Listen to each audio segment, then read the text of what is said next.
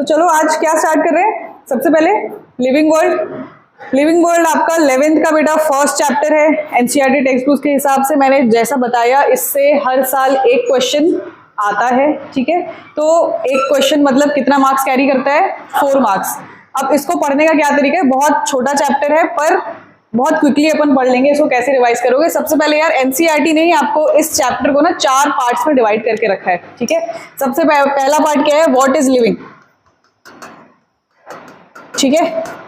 First part is what is living. उसके बाद है डाइवर्सिटी,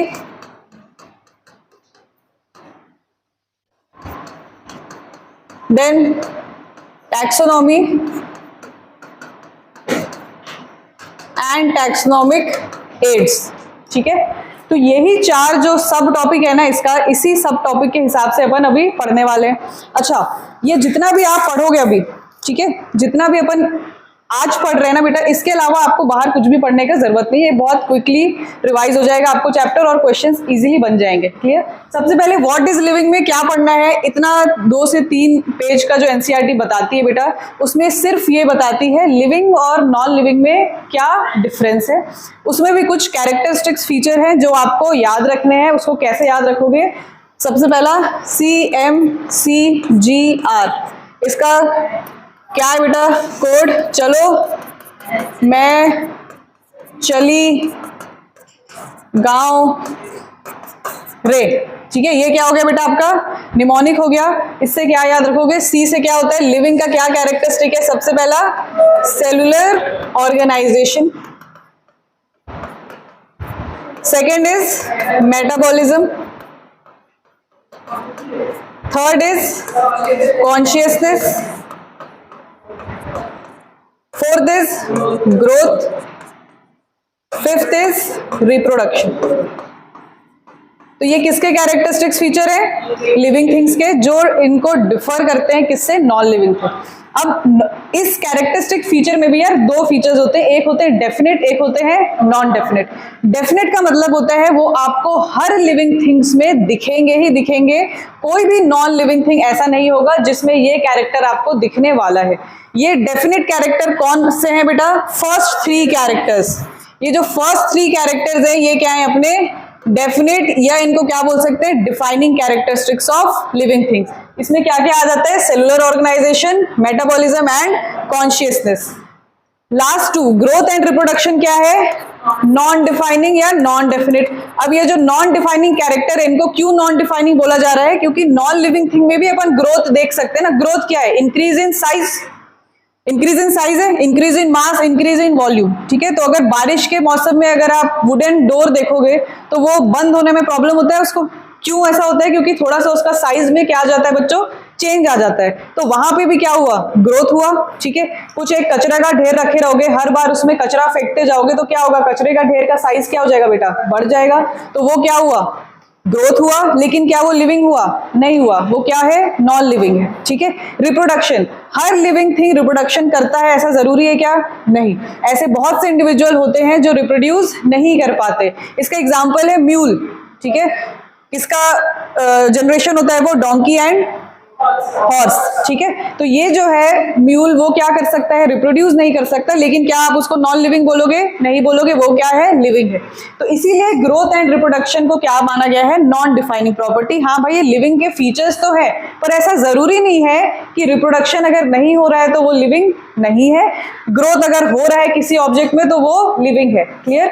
अब जो बचे हुए 3 फीचर्स हैं, cellular organisation, metabolism and consciousness, ये सबसे ज्यादा इंपॉर्टेंट एस्पेक्ट्स हैं कोई भी लिविंग स्ट्रक्चर के, ठीक है। सेलुलर ऑर्गेनाइजेशन का क्या मतलब होता है, हम जितने भी लिविंग स्ट्रक्चर हैं बेटा वो किससे बने हुए हैं, सेल से बने हुए हैं।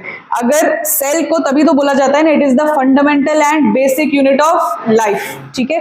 कोई भी नॉन लिविंग स्ट्रक्चर आप उठा के देख लोगे, उसमें ऐसा कोई सेलुलर ऑर्गेनाइजेशन नहीं रहेगा। हमारे में कैसा है, सेल सबसे छोटा यूनिट क्या है, सेल है।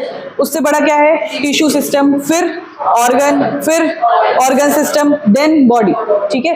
तो ये जो ऑर्गेनाइजेशन प्रॉपर दिख रहा है वो किस में दिखता है, सिर्फ और सिर्फ लिविंग स्ट्रक्चर में दिखता है, that is called cellular organisation. Then आते हैं किस पे, मेटाबॉलिज्म पे। What is metabolism? मेटाबॉलिज्म का मतलब होता है जितने रिएक्शंस हो रहे हैं, जैसे आप केमिस्ट्री पढ़ रहे हो ना, उस केमिस्ट्री में भी कितना सब क्या पढ़ते हो, रिएक्शन पढ़ते हो। अब वैसा ही रिएक्शन जो हमारे बॉडी में चल रहा है, बायोलॉजिकल रिएक्शन, जो उसका एडिशन कर देंगे अपन, sum total of all biological reaction, that is metabolism. अब ये मेटाबॉलिज्म दो तरीके का हो सकता है, क्या क्या है भाई, एनाबॉलिज्म एंड कैटाबॉलिज्म।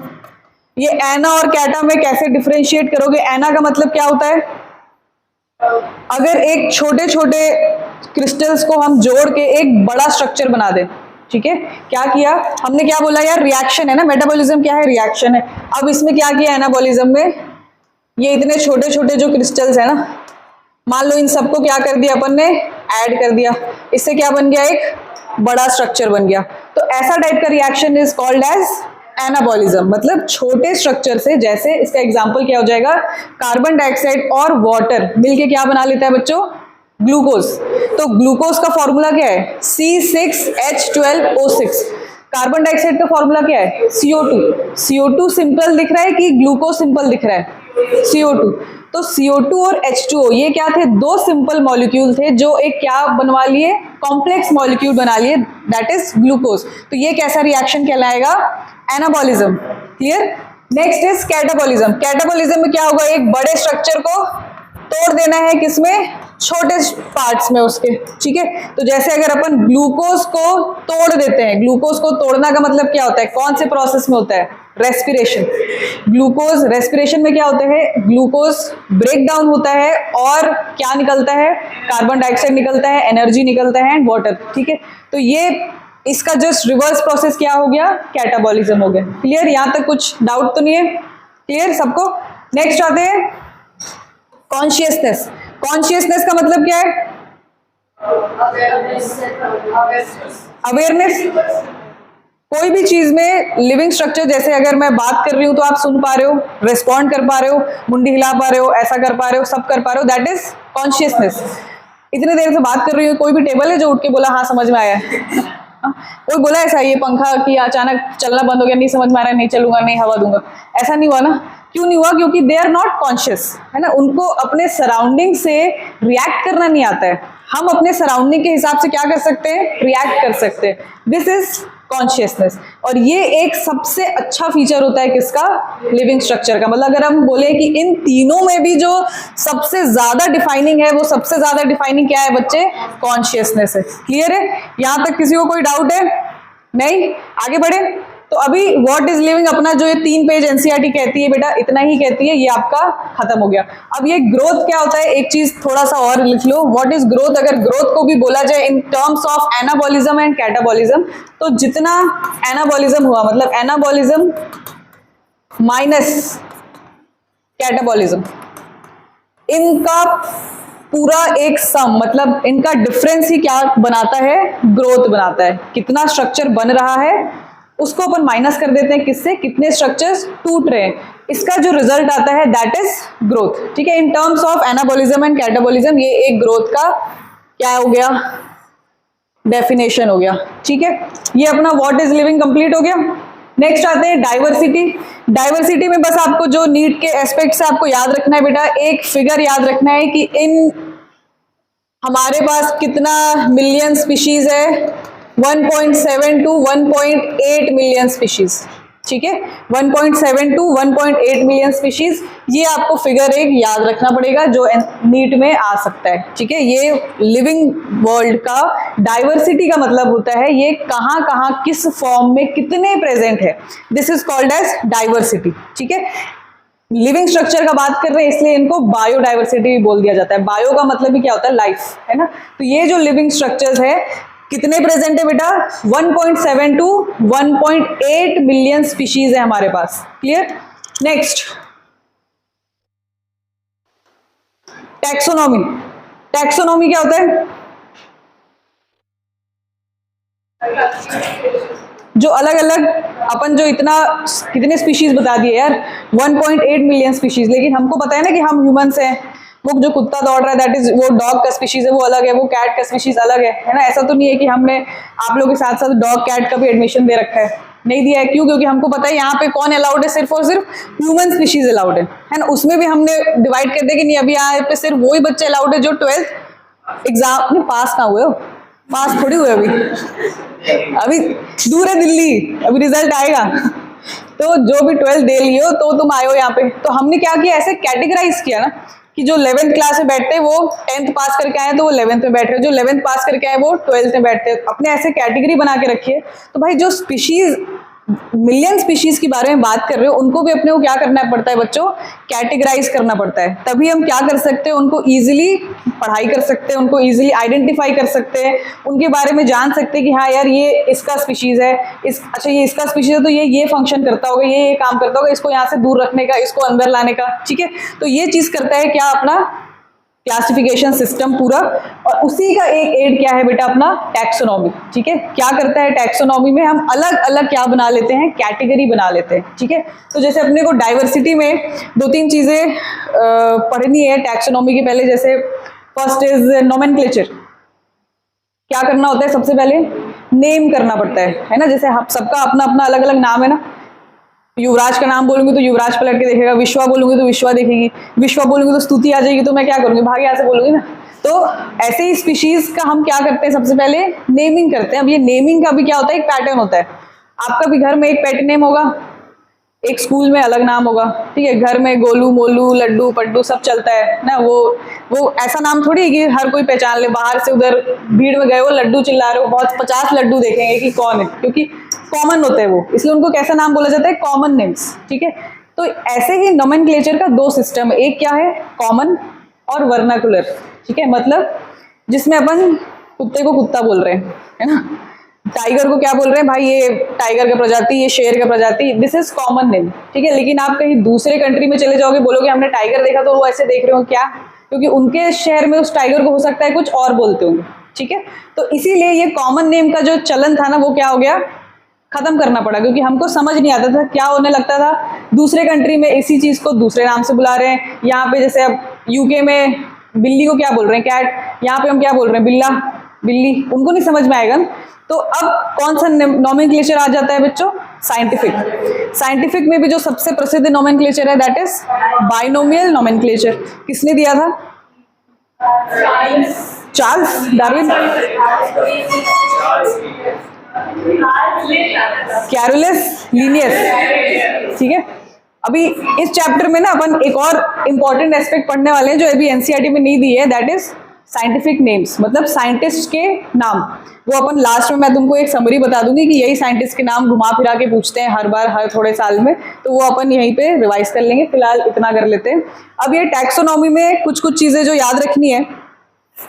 नोमेनक्लेचर सबसे पहले क्या होता है, नेमिंग होता है, 2 तरीके का है, साइंटिफिक एंड कॉमन। हम लोग जो यूज करते हैं दैट इज साइंटिफिक। पढ़ने के लिए जो यूज करते हैं दैट इज साइंटिफिक। उसमें भी कौन सा, बाइनोमियल नोमेनक्लेचर। इसके लिए नोमेनक्लेचर में भी यार 2-3 चीजें हैं जो एग्जाम में पूछ चुका है। सबसे पहला है ICBN, ICZN। कोई बता सकता है बेटा इसका full form?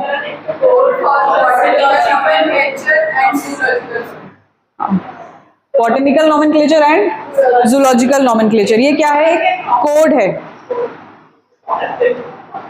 International code for botanical nomenclature, international code for zoological nomenclature. ये क्या है, एक कोडिंग दी हुई है कि आप कुछ सेट ऑफ रूल्स हैं कि आप इस हिसाब से किसी को भी नेमिंग दे सकते हो। ऐसा नहीं कि आप उठ के चले जाओ और एक साइंटिफिक नेम बता दो कि हाँ आज से इसका साइंटिफिक नेम ये होगा, नहीं।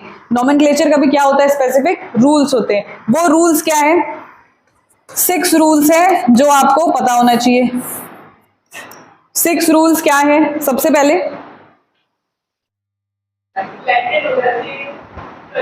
लैटिन होना चाहिए,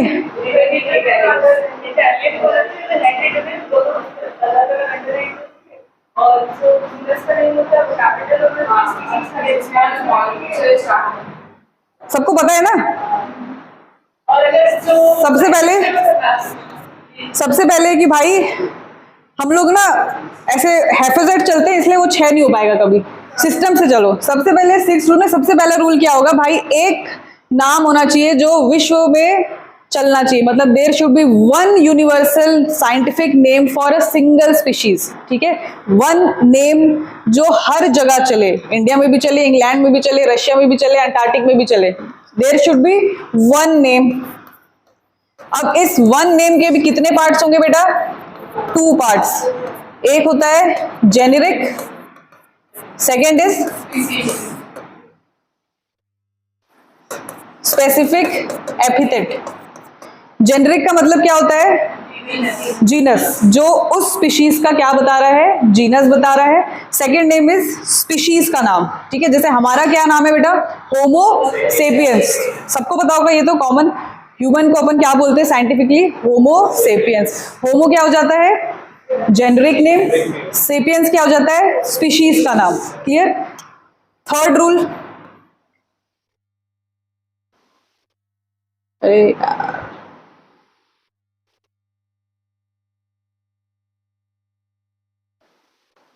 देन इसको लिखना है तो कैसे लिखना होता है? इटैलिक्स में तो टाइप होता है, लिखना होता है तो अंडरलाइन करना है, ठीक है। अगर आप लिख रहे हो तो आप उसको इटैलिक्स में नहीं लिख सकते। जब टाइपिंग फॉर्मेट में है तो क्या रहेगा? इटैलिक्स में रहेगा। जिसमें जो फर्स्ट नेम है, जेनेरिक नेम है, वो हमेशा किस में रहेगा? कैपिटल लेटर से स्टार्ट होगा। एंड जो स्पेसिफिक नेम है वो कैसे स्टार्ट होगा? स्मॉल से। फॉर एग्जाम्पल कैसे लिखते हैं अपन? होमो सेपियंस। अब क्योंकि मैं लिख रही हूं ना, तो ये क्या होगा? अंडरलाइन होगा। क्लियर? ये प्रिंटेड रहता तो ये अंडरलाइन नहीं रहता, सिर्फ ऐसा होमो सेपियंस लिखा रहता। नेक्स्ट थिंग, अगर हम ऑथर का नाम लिखते हैं, ऑथर मतलब जो ये नाम दिया है, जो इस जिसका कंट्रीब्यूशन है इस नाम को देने में, तो ये जो ऑथर का नाम रहेगा वो कैसा रहेगा बेटा? रोमन, ठीक है। रोमन क्या होता है?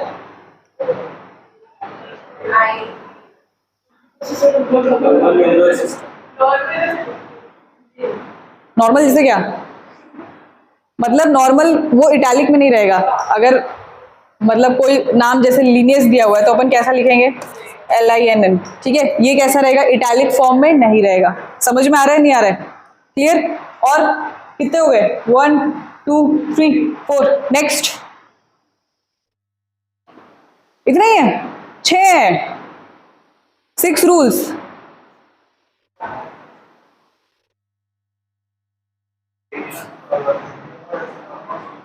क्या होना चाहिए? नहीं, ऐसा नहीं है। 6 रूल्स फॉर बायनोमियल नोमेनक्लेचर। अरे भाई, there are 6 rules.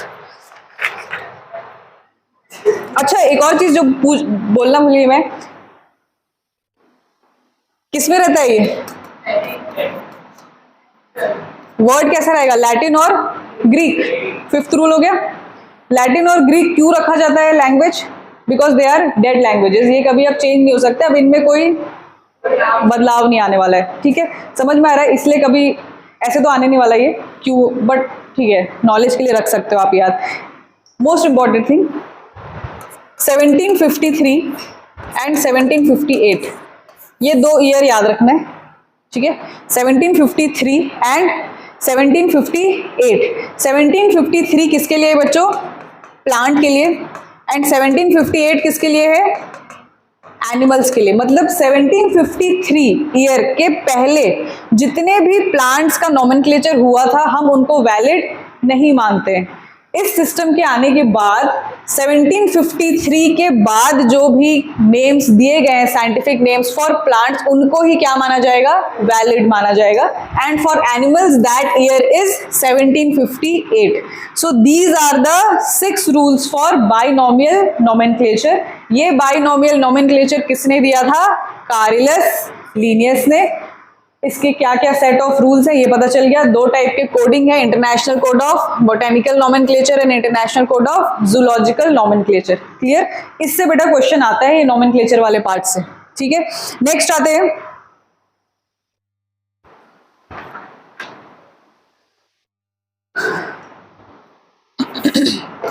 Taxonomic categories.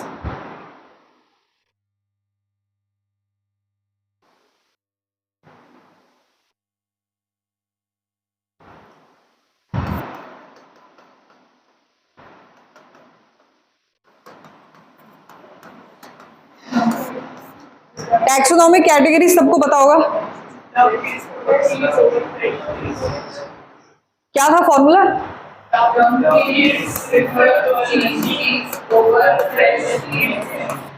डम किड्स प्रिफर चीज ओवर फ्रेश ग्रीन स्पिनच। ठीक है, ये आपका क्या है, एक न्यूमोनिक है जिससे आप क्या याद रखोगे बेटा, इस टैक्सोनॉमिक कैटेगरी का ऑर्डर याद रखना है। ये कौन सा ऑर्डर है? ये जो हम न्यूमोनिक बनाए हैं ये किसके लिए बनाए बेटा? डिसेंडिंग ऑर्डर के लिए बनाए। डिसेंडिंग एसेंडिंग तो पता ही होगा, ठीक है। डिसेंडिंग मतलब हम बड़े से छोटे यूनिट की तरफ जा रहे हैं। डी से क्या हो जाता है? डोमेन। के से क्या हो जाता है? किंगडम। पी से phylum, class, order, family, genus and species. ठीक है, तो ये अपना क्या हो गया? Descending order. ये भी इंपॉर्टेंट है, ये क्वेश्चन आता है, ऑर्डर पे क्वेश्चन आता है। ठीक है, आपको ऑप्शन दिया रहेगा, उसमें से पता करना है कि कौन सा ऑर्डर करेक्ट है। ठीक है, ये याद रहेगा। अब इसमें जो बेसिक सब चीज का है यार, स्पीशीज क्या होता है? सबसे बेसिक यूनिट है किसका? टैक्सोनॉमिक कैटेगरी का। ठीक है, ये जो टैक्सोनॉमिक कैटेगरीज अपन लिख रहे हैं, टैक्सन, और एक एक जो कैटेगरी इसको अपन क्या बोलते हैं? टैक्सन। ठीक है, मतलब स्पीशीज एक टैक्सन है, जीनस एक टैक्सन है, फैमिली एक टैक्सन है। ठीक है, उसमें सबसे पूरे कैटेगरीज में जो सबसे छोटा यूनिट है दैट इज स्पीशीज। सबसे बड़ा क्या है? डोमेन। उसके बाद क्या है? किंगडम। क्लियर? इसके लिए आपको एनसीईआरटी में बेटा जो कुछ एग्जांपल्स दिए हैं वो पढ़ना है। क्या होता है, इसको कैसे पढ़ना है भाई? स्पीशीज सबसे छोटा यूनिट है। जीनस क्या होता है? Related species. फैमिली क्या होता है? Related genus. ऑर्डर क्या होता है? Related family. क्लास क्या होता है? Related order, etcetera etcetera. ठीक है, अब इसमें क्या याद रखना है? जो एनसीईआरटी में एग्जाम्पल दिए हुए हैं। क्लियर? ये एनसीईआरटी में एग्जाम्पल क्या क्या दिए हुए हैं दिख रहा होगा। एक तो टाइगर, पैंथरा टिग्रिस, पैंथरा, लियो, ये सब आपको याद रखना होगा। एक एनसीईआरटी ने बेटा टेबल बना के रखा है। ठीक है, फिगर टेबल नंबर क्या है? 1.1। ठीक है, इसमें जितने साइंटिफिक नेम दिए हुए हैं बेटा, जो भी इसका पूरा का पूरा table, it is very very very very important. इसके आगे बिल्कुल स्टार लगा लो, इससे डायरेक्ट क्वेश्चन आता है। जैसे मस्का डोमेस्टिका किसका नाम है? हाउस फ्लाई का। उसका ऑर्डर क्या है? ये याद होना चाहिए। ठीक है, ये सब पूरा आपको ये याद होना चाहिए। This is very important. सिर्फ आपको टेबल पढ़ना है, और ये जो आपका डिस्क्रिप्शन दिया हुआ है ना एनसीईआरटी में, इसमें जो एग्जांपल्स दिए हुए हैं कि जैसे सोलेनेसी फैमिली है, उसमें आपका पोटैटो भी आ जाता है, ब्रिंजल भी आ जाता है, टोमेटो भी आ जाता है, ये सब आ जाता है। तो आपको ये सब चीजों का साइंटिफिक नेम याद होना चाहिए। ठीक है, इस पे क्वेश्चंस रहते हैं, डायरेक्ट क्वेश्चन रहता है, इजीली स्कोरिंग है, कुछ नाम ही पढ़ने हैं इसलिए आराम से हो जाएगा। ठीक है, नेक्स्ट आते हैं important thing, taxonomic ads.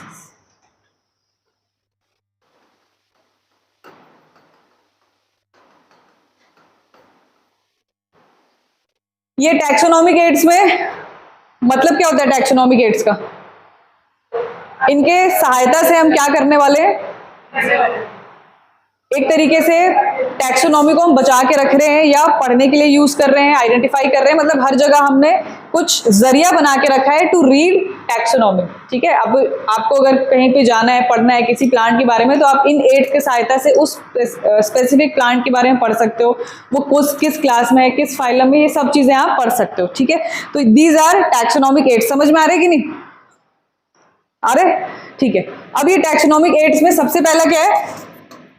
Herbarium, then botanical garden, then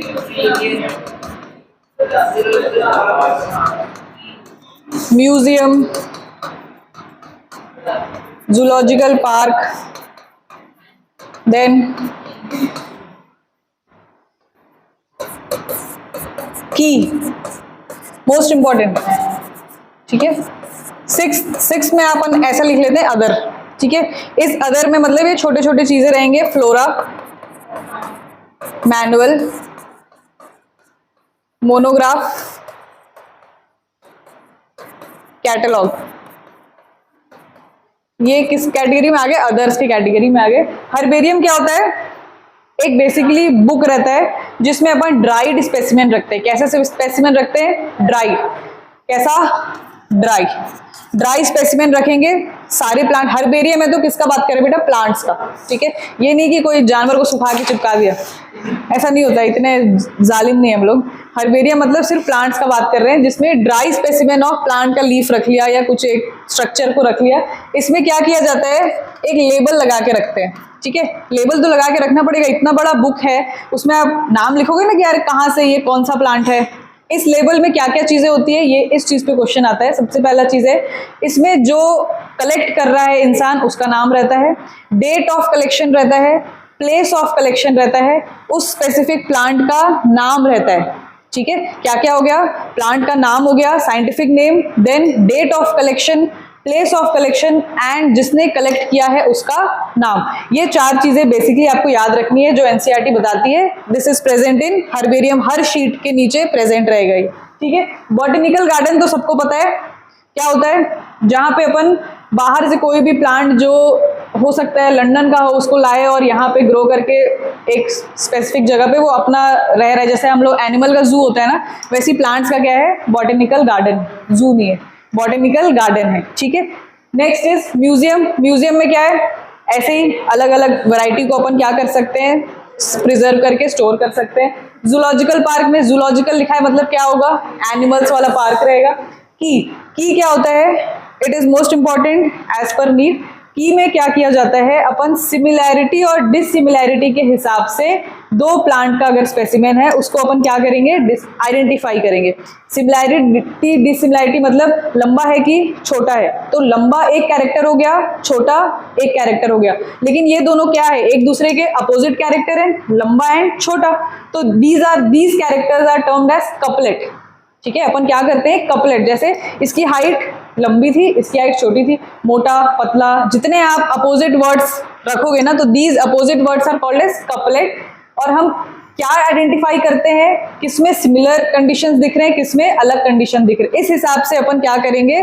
plants को अलग अलग कैटेगरी में डिवाइड कर देंगे। तो ये कौन सा सिस्टम कहलाता है? की। ठीक है, ये बहुत इंपॉर्टेंट टैक्सोनॉमिकल एड है, बहुत अच्छा टैक्सोनॉमिकल एड है। बाकी अदर्स में क्या आते हैं? फ्लोरा। फ्लोरा का मतलब क्या है? प्लांट्स का जहाँ पे अपन स्टोर कर रहे हैं। मैनुअल क्या होता है? मैनुअल का मतलब बुक होता है, उसमें भी क्या कर रहे हैं बेटा? प्लांट के बारे में कुछ भी एक डिटेल है वैसा है। मोनोग्राफ के बारे में क्वेश्चन आता है। मोनो का मतलब क्या होता है बेटा? सिंगल, एक बुक रहेगा सिर्फ एक प्लांट के बारे में। ठीक है, मोनोग्राफ मतलब सिर्फ एक डिटेल, एक प्लांट के बारे में पूरा डिटेल प्रेजेंट रहेगा। ठीक है, समझ में आ गया?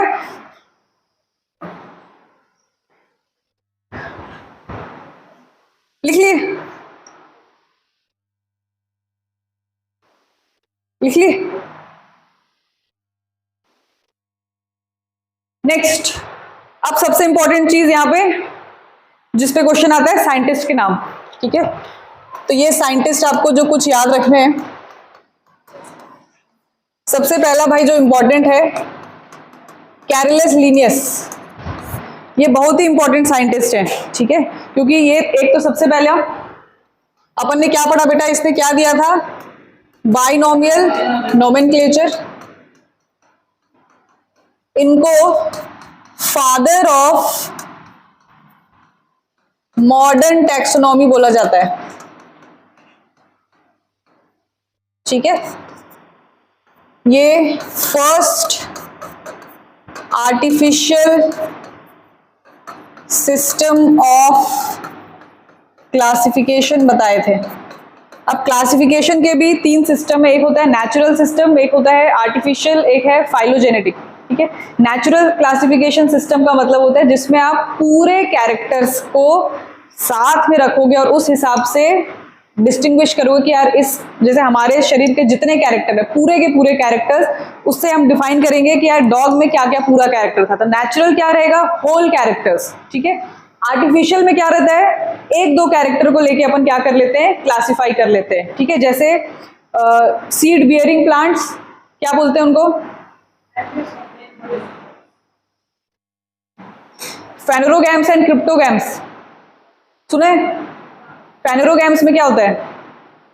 सीड होता है। क्रिप्टोगैम्स में सीड नहीं होता है। तो किस बेसिस पे अपन ने डिवाइड किया? सीड बियरिंग प्लांट्स एंड जो सीड बियर नहीं करते, उसी का फेनोरोगैम्स का एग्जांपल आपका क्या होता है, एंजियोस्पर्म्स। एंजियोस्पर्म्स में भी दो, मोनोकॉट एंड डाइकॉट। क्रिप्टोगैम्स में क्या आ जाते हैं, जिम्नोस्पर्म्स। ठीक है, तो अपन सिर्फ एक कैरेक्टर लेके डिफाइन किए, तो ऐसा सिस्टम क्या कहलाएगा, आर्टिफिशियल। जिसमें पूरा कैरेक्टर्स लेके अपन डिस्टिंग्विश करेंगे, दैट इज नेचुरल सिस्टम। ठीक है, फाइलोजेनेटिक क्या होता है, जिसमें आप इवोल्यूशन का हिस्ट्री भी देखोगे। ठीक है, कि जैसे अपन एनिमल किंगडम अभी पढ़ा होगा थोड़ा मोड़ा, तो उसमें एक एक करके आप एक एक फाइलम पढ़ते जा रहे हो ना, कौन किससे इवॉल्व हुआ। ठीक है, वैसा इवोल्यूशन का हिस्ट्री भी अगर ले लो तो that classification system is phylogenetic, जहां पे भी इवोल्यूशन हिस्ट्री आ गई, जेनेटिक वाली हिस्ट्री आ गई। ठीक है, तो first artificial system of classification किसने दिया, सी लिनियस ने। बाइनोमियल नोमेनक्लेचर भी सी लिनियस ने दिया। फादर ऑफ मॉडर्न टैक्सोनॉमी भी अपन किसको बोलते हैं, सी लिनियस को। ठीक है, तो ये अपना एक चीज जो एक बार आ चुका है, बुक। ये जितने साइंटिस्ट होते हैं ना, वो कोई ना कोई बुक लिखे होते हैं, इनका बुक का आपको नाम पता होना चाहिए। इसमें सबसे पहला सिस्टम है नेचुरा। ये जो सिस्टम है नेचुरा है बेटा, ये किसका बुक है, एनिमल्स के लिए। ठीक है, एंड स्पीशीज प्लांटेरम।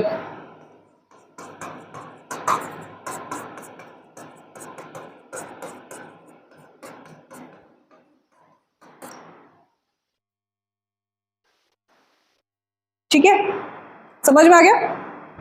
और इसने क्या किया था, टू किंगडम क्लासिफिकेशन बताया था।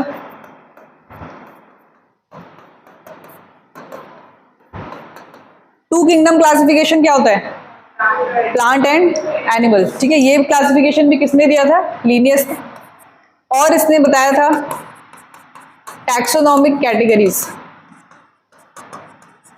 ये जो टैक्सोनॉमिक कैटेगरीज है, इसको भी किसने बताया था बेटा, सी लीनियस ने बताया था। क्लियर।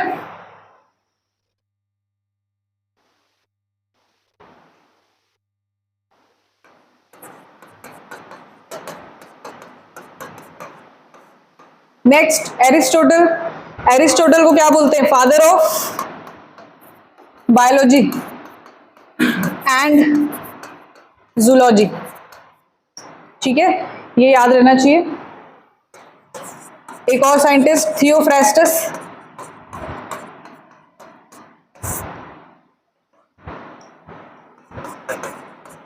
Father of botany.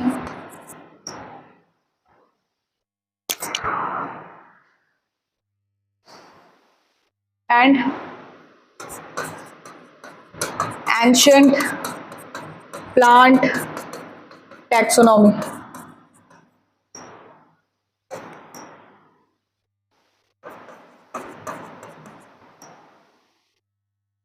अपना फादर ऑफ मॉडर्न टैक्सोनॉमी कौन है, सी लीनियस। एंशिएंट प्लांट टैक्सोनॉमी का फादर कौन है बेटा, थियोफ्रास्टस। ठीक है, टर्म्स बहुत ध्यान से पढ़ के क्वेश्चन सॉल्व करना जब भी करोगे। इसने बुक लिखी थी हिस्टोरिया प्लांटेरम।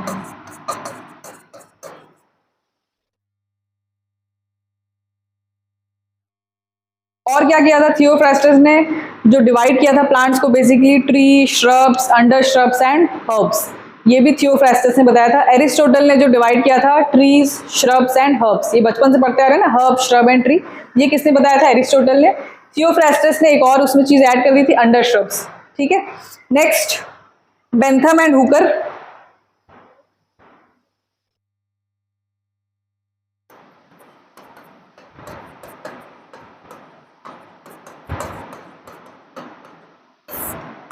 इसने first biggest natural classification system बताया है। कौन सा सिस्टम है बच्चों, नेचुरल। नेचुरल का मतलब सारे कैरेक्टर्स को इसने देखा था। और इस पे क्वेश्चन आ चुका है बेंथम एंड हुकर पे। ये बेटा नीट का क्वेश्चन है। First biggest natural classification system was given by Bentham and Hooker, and इसने जो बुक लिखी थी जेनेरा प्लांटेरम। ये दोनों पे क्वेश्चन आ चुका है नीट। बुक जेनेरा प्लांटेरम किसने लिखा था, बेंथम एंड हुकर ने, और उसने first biggest natural classification system बताया था। Fifth is Huxley. Huxley is the father of new systematics.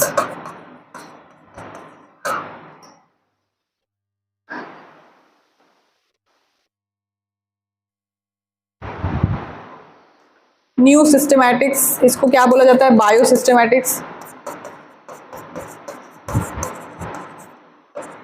ऐसा लिख लो, फादर ऑफ न्यू टैक्सोनॉमी, इसी को क्या बोला जाता है? Biosystematics. न्यू टैक्सोनॉमी का फादर हक्सले, मॉडर्न टैक्सोनॉमी का father Carolus Linnaeus, ancient plant taxonomy का फादर थियोफ्रास्टस। ठीक है, ये चीज याद रहना चाहिए। अब इसके आगे बायोलॉजिकल क्लासिफिकेशन में हमको पढ़ना है एक साइंटिस्ट RH विटेकर, ठीक है, जिसने कितना सिस्टम क्लासिफिकेशन दिया था? 5 किंगडम। क्लियर? तो ये बेटा ये आपका चैप्टर लिविंग वर्ल्ड कंप्लीट हो गया है। ठीक है, अब इसके PYQs सॉल्व कर लेना। अभी जो मैंने प्रिंट मिला है क्या, ठीक है, PDF आ जाएगा, उसको सॉल्व कर लेना, सारा क्वेश्चन बन जाएगा। ठीक है, आपका जो माइंड मैप है उसी में ऐड कर लो, और इस माइंड मैप को रिविजन के लिए बस रखे रहना, उससे रिवाइज करना, और जो भी चीज़ें हैं साइंटिस्ट के नाम ये सब आपको बस याद करना होगा। ठीक है, क्लियर?